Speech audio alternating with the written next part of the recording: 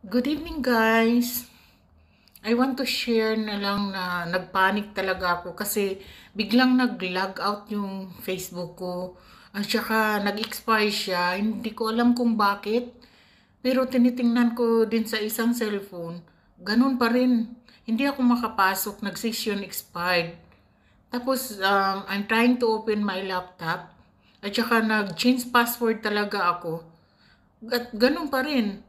Hindi talaga ako maka-open. Kaya nagpanik ako. Bakit nangyari? Baka na-hack yung Facebook ko. Hindi ko alam. Tapos, at saka ang messenger pala, automatically, wala din. Ang Instagram, wala din. Kaya nagpanik talaga ako. Baka na-hack talaga yung account ko. Kaya, yun, tatlong cellphone ko ang hindi talaga kumagana.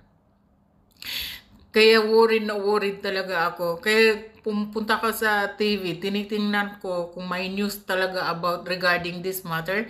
And then, yun na nakita ko na wala ding, na sabi nila na sila din nakaranas ng pagla-log out automatically sa mobile nila. At saka hindi rin makalogin. Kasi pag mag-login sila, sinasabi agad na your password is incorrect. So, parang naano ako guys, parang nabunutan ng tinik nang sabi nila, your account is not hacked. Nung problema sa Facebook, bakit nagkaganon?